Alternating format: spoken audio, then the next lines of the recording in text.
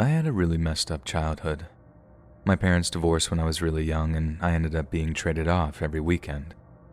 So, this one time, it was my dad's weekend to have me over, and he was acting super weird the whole day, but I didn't notice it because I was just a kid. And when you're that age, you don't really get adult stuff at all. You just kind of go along for the ride. I remember he had to run errands, so he took me with him. Then he stopped at a friend's house and came back flustered and angry and sped out of the driveway. That was weird enough for me to notice, but things soon got back to normal, and so we carried on running errands until it was dark. We then drive to a rundown motel on a bad side of town from what I can remember and get out of the car. I asked him what we're doing there, and he told me that we were hanging out with some of his friends. I didn't think anything of it, and we went into the motel room. It was a small room with one bed, and my dad's friend was in there alone. They started having drinks and talking. Then I remember my dad's friend giving him like an envelope or something, and then my dad said that he had to go somewhere and that he'd be back soon. Hours went by, and I was alone with that guy, and when I asked when my dad was coming back, he just kept saying, "Soon, don't worry, your dad will be back to get you soon." Then it got super late and I started to get incredibly tired, so I ended up falling asleep on one of the beds. I want to make it clear that nothing bad happened with that guy, but when I woke up later, he was asleep next to me on the bed. My first thought is kind of anxiety-filled, wondering where my dad is. So I got up and snuck out of the room, then started looking around the motel for my dad. I ended up getting so frightened and sad that I ended up walking up to the motel's reception area and asking the nice lady there to call my dad. She obviously didn't know who I was, so she ended up calling the cops instead. The next thing I know, I'm down at this police station and my mom is coming to pick me up and she's crying too. And after that, we ended up moving away and I never saw my dad again. He'd lost visitation rights because he'd tried to sell me to that guy at the motel. He wasn't a friend of his, but he was someone he arranged to sell me to, half as a way to get money because he was broke and half to get revenge against my mom, I guess. My mom ended up changing her name back to her maiden name, which I use now instead of my dad's last name. I'm thankful that that guy must have had a change of heart in the middle of all of that. I have a regular job nowadays, but I also go to elementary schools across the country as kind of a part of a program that teaches kids when to recognize when something is wrong with their parents and what to do when they realize something is weird and they don't know how to fix it.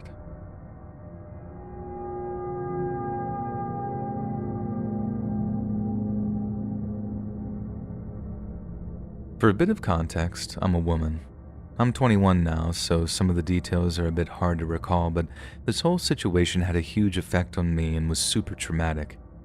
Back in the 7th grade, I had a middle school boyfriend. His name was Kevin. We went to a really small religious school, and being new to a school where everyone grew up together, I felt relieved to have someone I could talk to and sit with at lunch every day.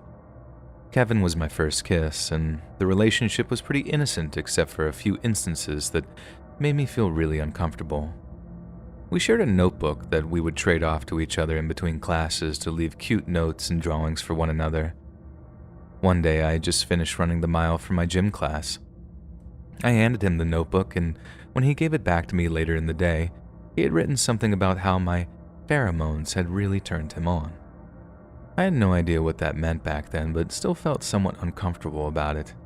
He even tried kind of uncomfortably touching me a few times, and he seemed a little bit off, but was really well liked by my small school, so I just figured it was me overthinking the whole situation. As time went on, the relationship ended, like most middle school relationships do. A while after we had broken up, we still talked on the phone occasionally and remained friends. He began calling my home phone constantly, even in the middle of the night, which annoyed my parents. Eventually, I stopped answering as often, realizing that he was starting to become obsessive. Around the same time, I was lying in bed one night, and around 1 to 2 in the morning, I hear a knock on my window.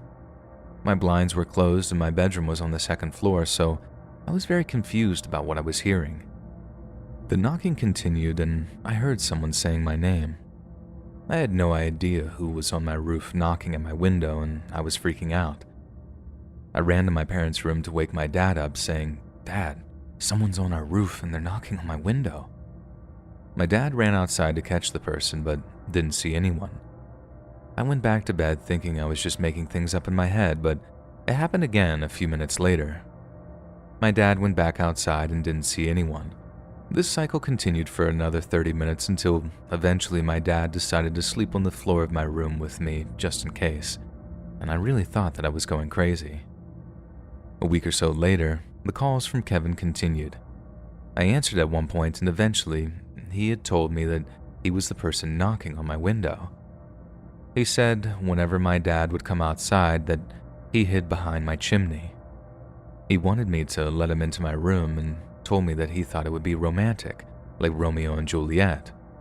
I told my parents and stopped answering the phone entirely. I can't remember how far in between these next few instances happened, but it gradually escalated as more time passed. I avoided him at school and he didn't make much of an effort to talk to me. At some point, I changed schools to go to a public middle school instead. During the beginning of the school year, I was asleep in my bed when my mom pounded on my door, yelling at me to lock my door because someone had broken into our house. I jumped out of bed to lock my door and hid in my bed under my covers, paralyzed with fear and trembling as I strained to hear what was happening outside the bedroom. I could hear my mom scream for my dad to ask if he was okay. Then a few minutes later, she grabbed me and my sisters and locked us in my parents' bedroom.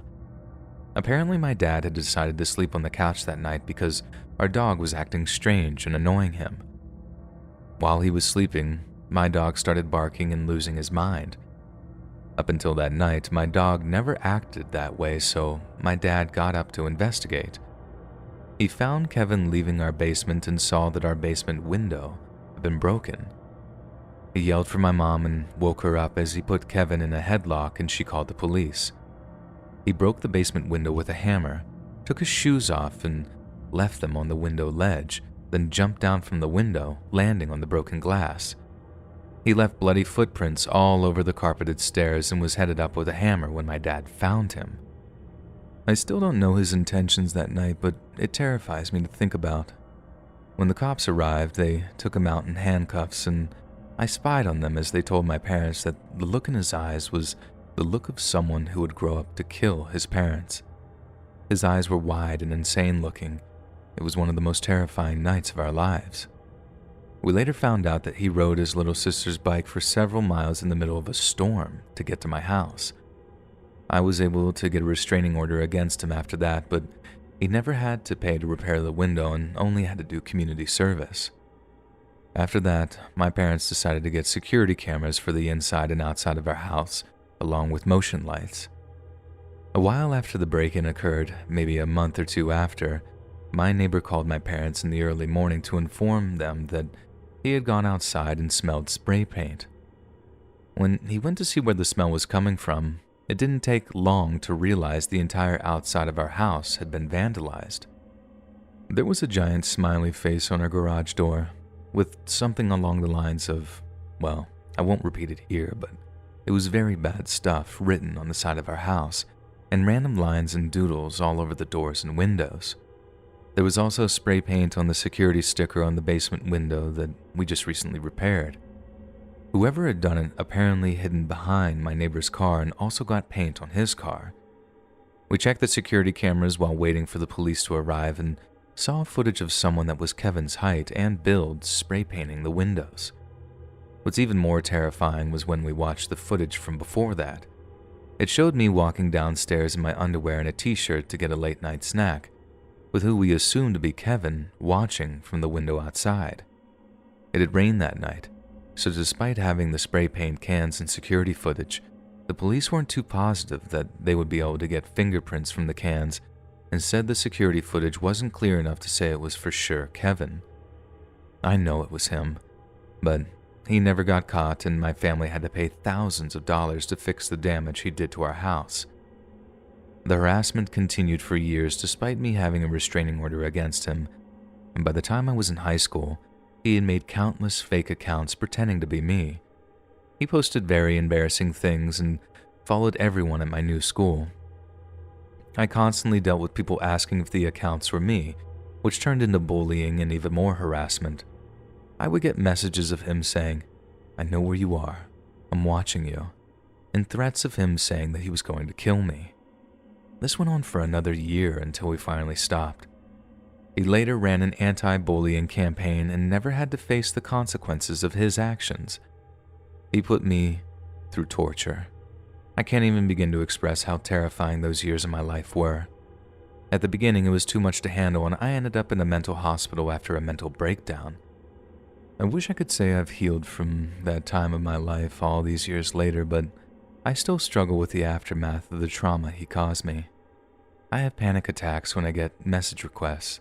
I keep my blinds shut and doors locked at all times, and any knocking noises on my windows causes my heart to jump. I'm so upset that he gets to live his life and not deal with the aftermath of what he did to me and my entire family. What's worse is people from my old school loved him and still do despite knowing what he did. One person messaged me years ago and said I was lying, and even if it was true, it was my fault. Seeing the love that he still receives despite acting the way he did fills me with so much anger. I'm just hoping that writing about this and telling this story helps me to continue to heal.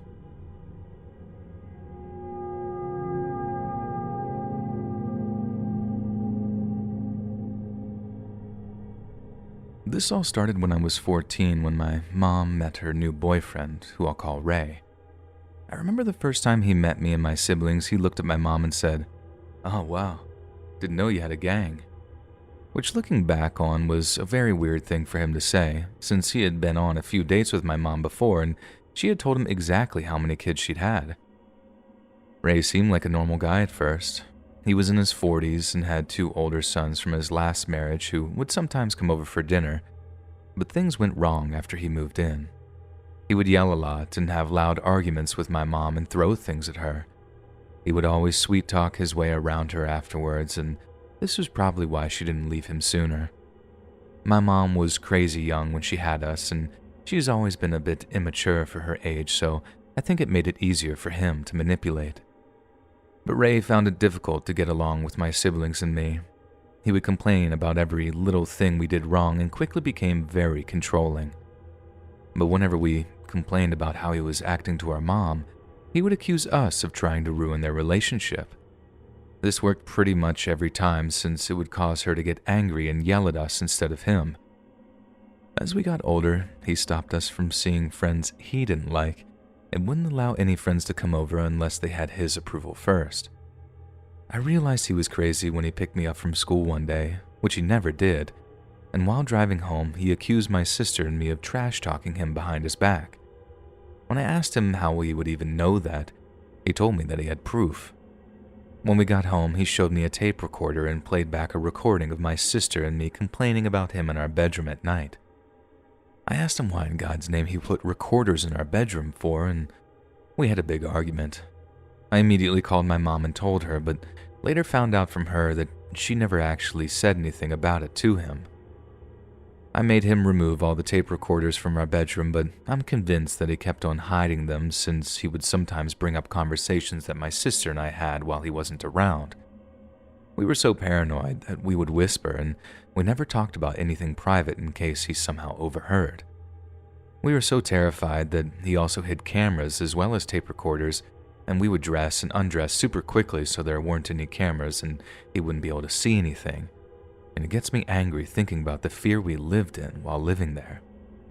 When I was 16, I got a job at a fast food place, and Ray had a big problem with that as well. His reasoning for this was that my boyfriend at the time worked there, and he believed that I was just going there to mess around with my boyfriend. So his way of checking on me was to come and sit in the parking lot and record me. He did this for a whole month. He would show me the recordings after, which would just lead to even more arguments, ending with 16-year-old me begging a 40-plus-year-old man to not stalk me at work. I was pretty much done at that point and moved in with my dad, who had just moved back from New Zealand. My dad was livid when I told him about everything that had happened, and he wanted to call the cops on Ray, but my mom begged him not to. Thankfully, they broke up a few years later over something completely unrelated.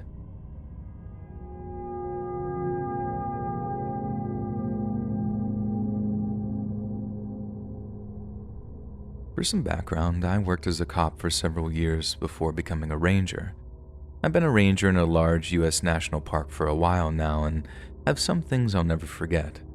Creepy things and things that show the brutality and hatred humans are capable of. I was on night shift. I patrolled the park looking for any type of illegal activity, like drug use, people selling themselves, poaching. I got a call for a man looking into a cabin where a summer camp was going on. So, great. Some creep probably just touching himself to you-know-what. Very, very weird, but I blacked out. No headlights or sirens, parked a little ways down and walked in hopes of catching the guy. And I kid you not, homie was just looking into windows. I start my approach and flick my flashlight and told him not to move and show me his hands. He turns around, looks at me, and starts saying he's sorry. I put him in handcuffs and detained him while I searched him and waited for backup. I found his ID, a knife, and some miscellaneous things. I put him into another officer's vehicle while I made contact with the counselors. They stated they had seen him earlier in the day but thought nothing of it. After taking statements, I run his name. As you can guess, he is a registered offender.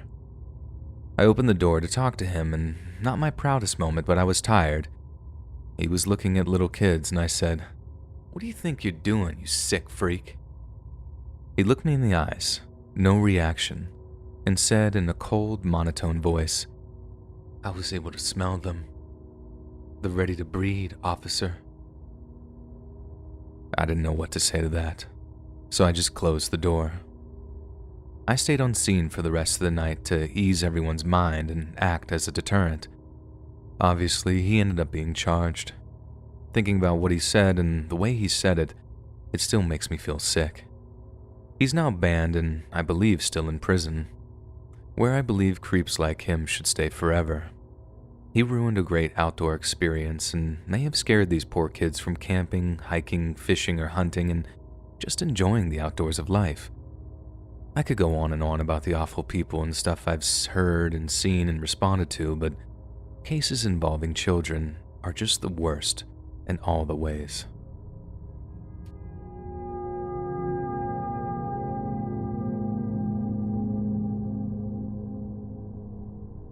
So in the years of the 1960s, my grandfather was a hospital porter.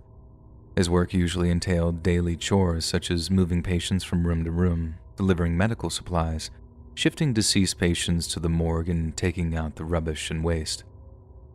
During my grandfather's time at the hospital, he made a collection of videos with his work colleagues where they would all be doing goofy activities. One such video had him going to one of the many barrels full of thrown-out hospital food, grabbing a scoop and then delivering it to his colleague who was sat at a chair and table in an alleyway, pretending to be a diner at a high-end restaurant.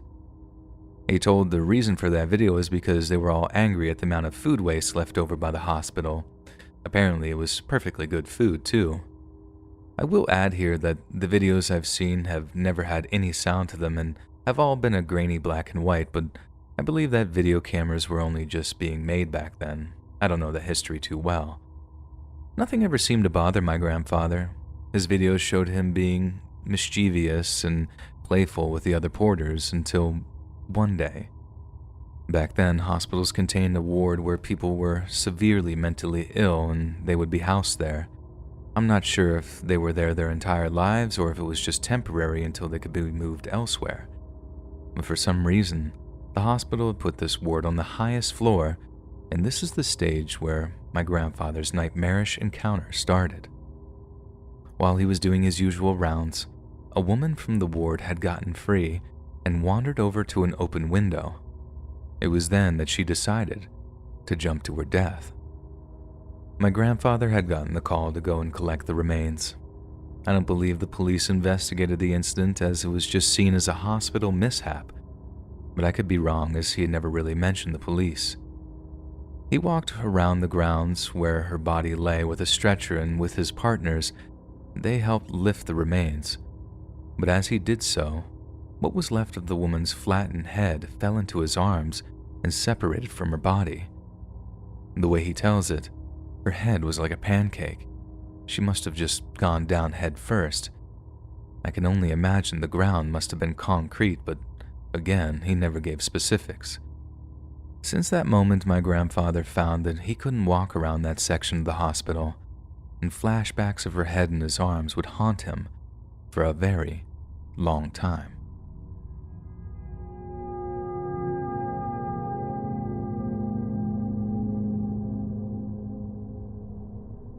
Growing up, my school was about 5 kilometers from home. I had to walk it because my parents would work until 7 p.m. every day. The walk would go through a huge forest. I can probably count the number of times I encountered anyone through the forest on one hand. This specific time has always stuck in my head, and looking back, I think I may have seen a kidnapping, or some children trying to escape a kidnapping. I was 12. It was late spring and very hot outside. I was on my way home and had probably been walking for maybe 1 or 2 kilometers when I noticed a group of boys walking my way. The boys had no clothes on at all and were carrying what looked to me like a bat, the animal, not the sports equipment. There were 3 of them. 2 were around the same age as me and 1 looked a little younger. They looked flushed and sweaty, as if though they had been running or walking for a while. They were almost dragging the younger boy along, as he seemed like he needed to rest. I just froze and looked at them confused. They were speaking a language I didn't understand, and I can speak both Spanish and English, so it was neither of them.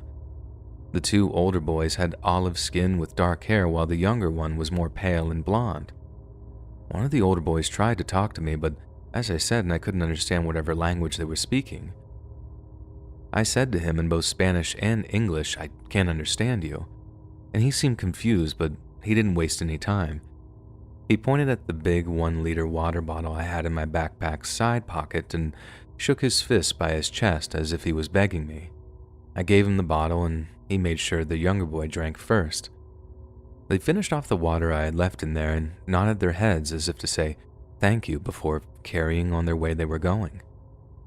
I kept on walking home, but I felt creeped out by whatever I had just witnessed. After another kilometer or 2, I saw a man. He was tall and thin and looked to be in his late 20s, maybe early 30s. He was pale, but pale in a way that he looked ill or sick. Looking back, I think he may have been on something, but that didn't click for me at the time. When I saw him, I tried to keep my head down and keep walking, but he stopped me. And in broken Spanish, he said to me that he was looking for his little brothers. They were lost and asked if I had seen them. I just shook my head. He said gracias and carried on walking.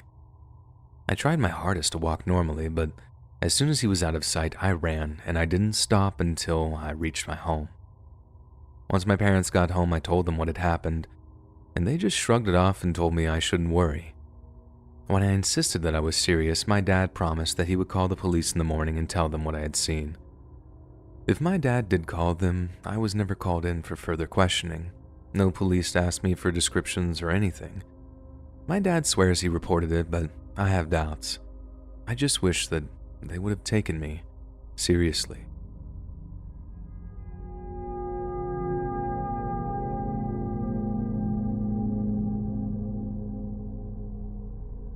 This happened almost 10 years ago, but it still gives me creeps whenever I think about it. I was finishing college, living back with my parents in our sleepy little town, and had rekindled an old friendship from high school to pass my days. Madison was a chill girl, and I got along pretty well with her boyfriend and brothers, so I ended up spending a fair amount of time over at her place. Madison's mom was a nurse who enjoyed training for marathons, so when she wasn't at work, she was usually out running. Her dad, on the other hand, was off on disability and home every day, except for delivering the paper around the neighborhood at about 4 a.m.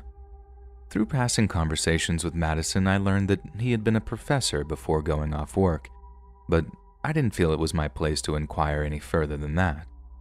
He was never anything but pleasant to me during our interactions, but I was always struck with the notion that he seemed very distracted by something, as if there was always another conversation happening that he needed to return to. My parents are the type who always have questions about my friends, even if I was a 22-year-old college student, so I filled them in on what I knew and where I'd been spending my afternoons. My mom asked me if I knew what her dad was off on disability for. I told her I did not, at which point my dad piped up and said that he believes he deals with some type of mental illness. He then gently explained that he had responded to a 911 call with the volunteer fire department to go retrieve Madison's father out of their garage after failing to take his own life. My heart went out to everyone involved, and my questions surrounding her dad were satisfied at that point. I continued hanging around Madison and her family for the rest of the summer, never having any issues beside a hangover the next day. One night, we were all over at Madison's house celebrating someone's birthday, I think. Everyone was congregating in the kitchen, sharing snacks, drinking wine, dancing. Even Madison's parents were down and having a good time with us. Her dad came over to me calmly with his drink and asked if he could speak to me in the other room just off of the kitchen. I agreed and followed him, thinking he was probably going to ask me to move my car. When we got into the other room, I could see the concerned look on his face and became a little worried, hoping I hadn't done something wrong. "Amanda, I don't mean to scare you, but my paper route is through your neighborhood, and I saw something the other night. While I was heading down your street, I noticed a man coming towards me on the other side of the road. I don't usually see anybody else out that early, so I was a little surprised, but as he got closer, I noticed that he had no feet." He made eye contact with me as he said the last part, and I could tell that he was being serious. I had no idea what to do, and I just froze, and he just floated on past. He said with a dramatic arm wave. He then began to shake his head as if saying, "No. Anyways, it's a reaper, and I thought you should know." And they made further eye contact again, but smiled sweetly. I picked my jaw up off the floor and managed to thank him for letting me know. He nodded dutifully, and we went back into the other room, rejoining the party. I told Madison about it later on in the evening, just so she would know what was going on with her dad. She seemed embarrassed, but not surprised by this information, and told me to ignore her dad because, as she put it, he was crazy. Her dad carried on as usual around me after that and never brought it up to me again. After I finished college and moved out, Madison and I sort of lost touch. I don't really think about her that often. I do, however, always check to make sure people have feet when I'm out walking in the early morning hours.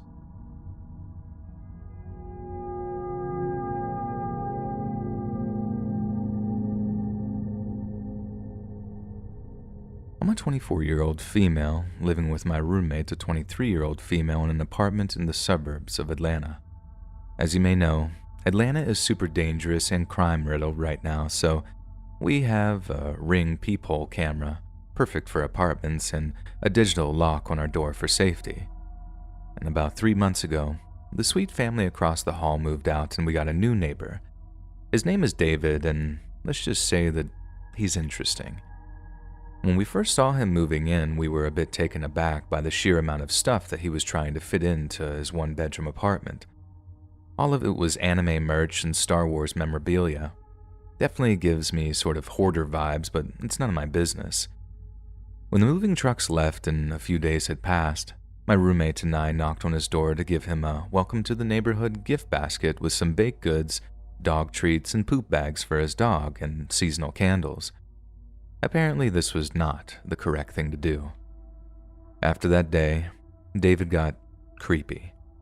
It started out innocent enough.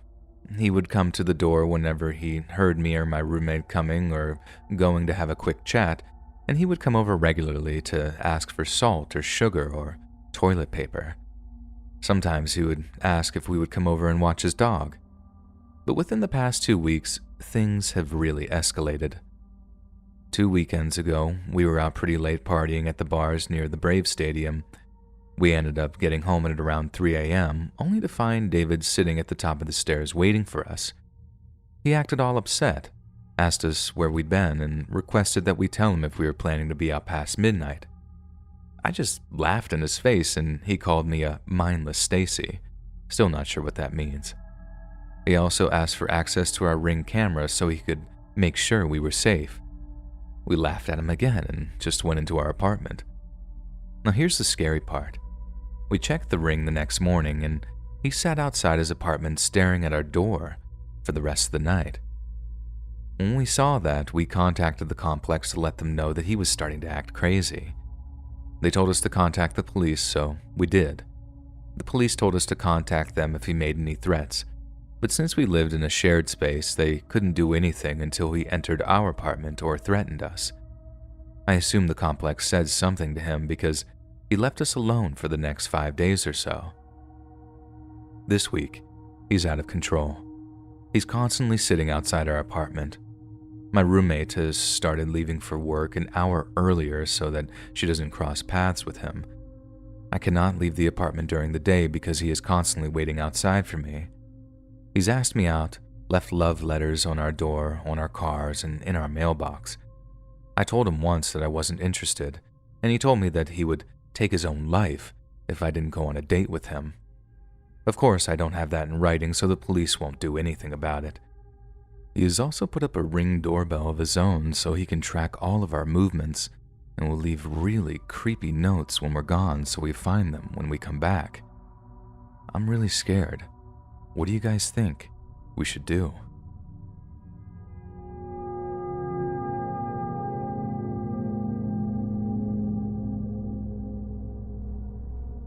I was in 7th grade.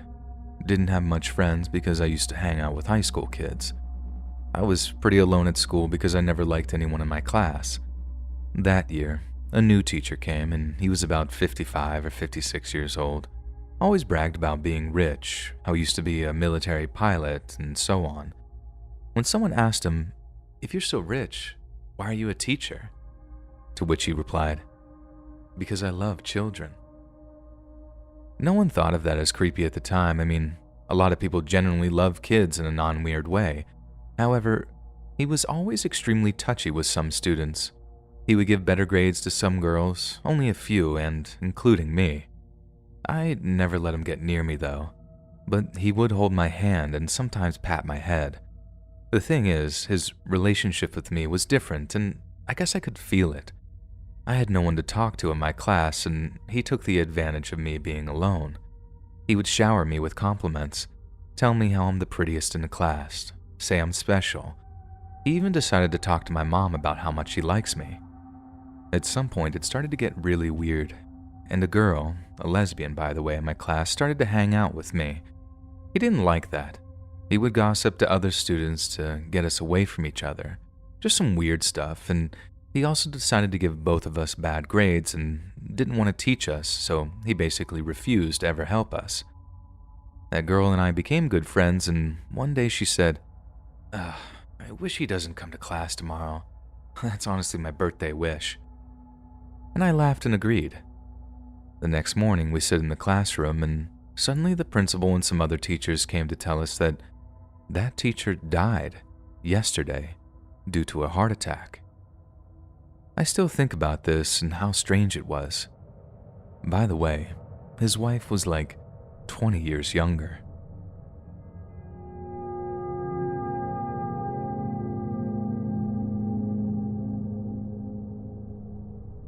3 or 4 days ago, my wife and I were sound asleep in our bedroom.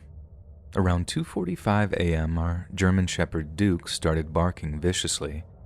We never heard him bark like this before, so we assumed something was amiss. I got up to check and see if something was up and ended up spilling a water on my nightstand. It took me 2 to 3 minutes to clean up the water, and I figured maybe Duke was simply barking at the rain. I went back to sleep, and a few minutes later, Duke starts again with the vicious bark. My wife starts freaking out and turns our lamp on. We sat in bed for a second, kind of spooked, and then we heard someone trying our front door. We heard the screen door clicking into place after being shut. The front door is locked, so he had no way to get in. At this point, I'm freaked out, and so is my wife. From our bedroom, we can see a window into our kitchen that leads out front. My wife starts staring at it intensely and tells me she can see a shadow moving back and forth. She said it was a dark silhouette walking up and down our front sidewalk. At this point, I'm getting scared, and when I get scared, I get angry. I get up and turn on our kitchen light in hopes of spooking the stranger outside. You would think he would leave with our dog barking and lights turning on. At this point, I didn't know what to do and made a stupid mistake. I went to my garage and opened the garage door. I then realized that I wasn't wearing shoes and went to my living room to put them on. I wanted to go outside, find the disturbance, and deal with it. Duke was with me the whole time, and when he suddenly turned and started running towards the door that connects to the garage, I knew I'd messed up. I turned and looked, and this dude was just standing in my kitchen with mud on his face.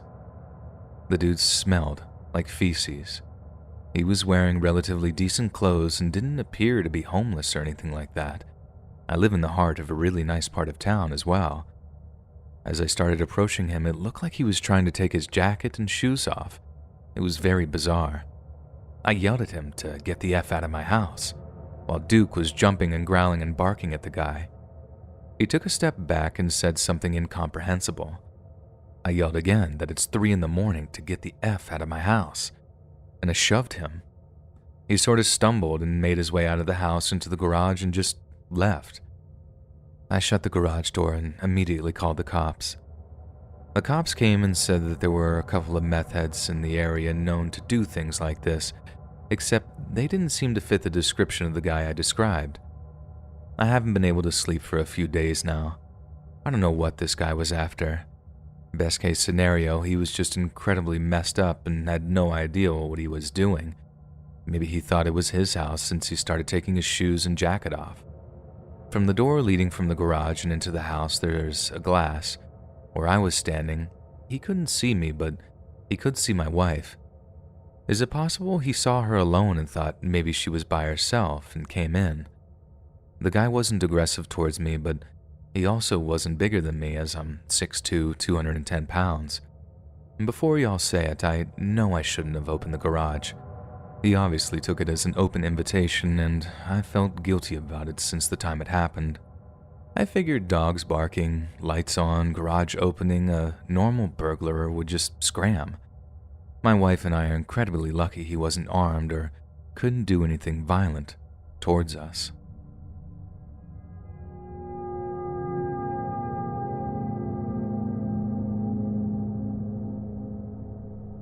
This guy, who we'll call Jimmy, and I met in high school some years back. I met him through my now ex-boyfriend, and we hung out a lot during class. Never just the two of us, though. He was really funny and a charming guy, so it felt good to be around him and just chilling and laughing all the time. Little did I know who he really was under that facade. About a year goes by after we graduated high school, and we hadn't really talked or seen each other since. Randomly, he started sending me DMs on Instagram, and we got back in touch again. He had a girlfriend during this time, yet he kept flirting and saying really uncomfortable things towards me. One day, he even sent me lewd images that I'd never asked for, which made me feel really disgusted and upset. On that same day, his then girlfriend sent me a DM asking if he was doing these things, and I of course said yes. She then went on to make a group chat for the three of us where she roasted him into oblivion. He literally just continued sending these explicit images in the group chat, which was really messed up, at which point I finally lost my temper and just stopped talking to him completely for a while. Then, about a year after this whole debacle, I let him back into my life again. Yes, I know that was a stupid move on my part, but I'm the type of person who forgives easily because I see only the good in most people. We talked for a few days, then realized that we kind of had a crush on each other for a long time. And this is when he started asking if I wanted to hang out at his place, just the two of us, which had never really happened before. He admittedly gave me butterflies, so I said I'd think about it just to be coy, when really I was planning on hanging out with him soon. But that very quickly changed moments later. One of my very good friends, Diane, asked me if I was friends with Jimmy. I said, "Yeah, I am. Why do you ask?" She then goes on to tell me that Jimmy is a child predator.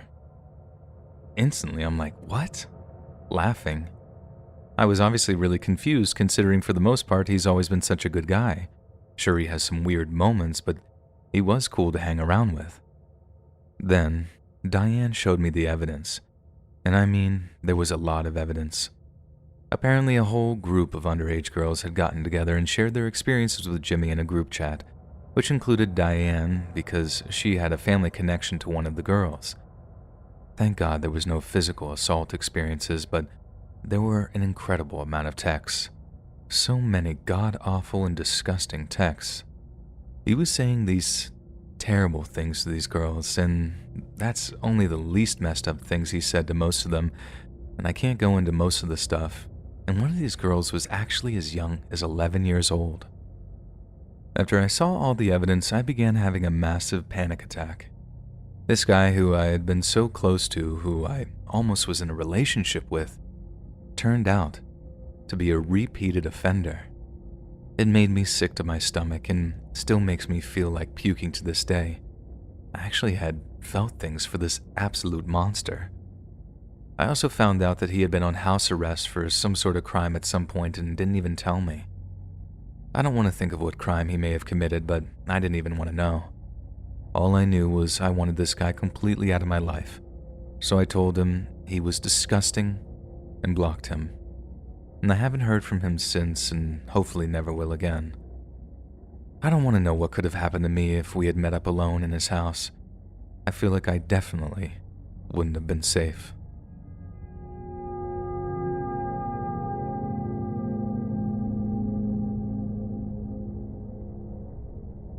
I, a 28-year-old female, was sitting by my front door smoking a cigarette and watching a video on my phone. It's not uncommon to see a rabbit hop across the walkway to my house, so when I heard a noise coming from my right, that's what I thought it would be. Turning to look, I was surprised to see part of a leg and a shoe stepping off my walkway towards my garage. I stood up and called out, "Hello?" a couple of times with no response. Opening the door, I got inside and locked it behind me. Immediately, I head upstairs to go look through a window for a clearer perspective, and there's no one that I can see. The reason I find this unsettling is that the other day, a man seemingly came from the side of my house and was cutting across the front lawn. The guy was wearing sunglasses, a ball cap, and a big jacket. When he noticed me standing by the door, he pulled the jacket up to his face like he was trying to hide it. He then proceeded to do a jog out of sight. It was odd enough that I actually told my family, and they seemed to agree it was strange but thought maybe he was embarrassed that I had seen him. Honestly, I'm not sure what's going on, but it definitely creeped me out. I might just be on edge as this happened around 10 p.m. tonight. This is probably silly to post, but it makes me feel a bit better to have it written down.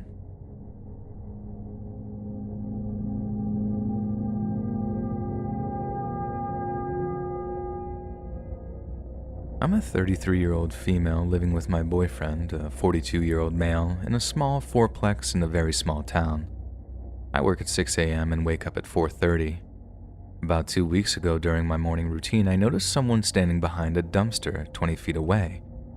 I know my apartment is the only one with lights on, and he's looking at my window just watching for about 5 minutes when I noticed a dog with the man, and I just wrote it off.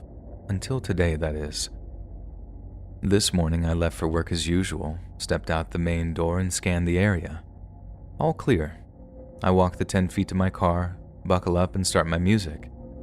I back out of my spot, and when I shift to drive, suddenly I see a man with a bucket on his head standing at the end of the walkway within 3 feet of my car. We made eye contact and he pulled the bucket off his head and stepped toward me. I just panicked and floored it before he got closer. I'm honestly terrified. I even told my boss that if I didn't show up or call that I was in trouble. And I feel so scared. And I will be carrying a can of wasp spray in my car every morning at least until the pepper spray I ordered arrives. Police and landlords have been contacted as well as the neighbors. I just have no idea what that guy was on. Hey friends, thanks for listening. click that notification bell to be alerted of all future narrations. I release new videos every Monday, Wednesday, and Friday at 7 p.m. Eastern Standard Time. If you got a story, be sure to submit them to my subreddit, r/LetsReadOfficial, and maybe even hear your story featured on the next video. And if you want to support me even more, grab early access to all future narrations and bonus content over on Patreon, or click that big join button to hear about the extra perks offered for the channel. And check out the Let's Read podcast, where you can hear all of these stories and big compilations and save huge on data, located anywhere you listen to podcasts. Links in the description below. Thanks so much, friends. And remember, the Council has spoken.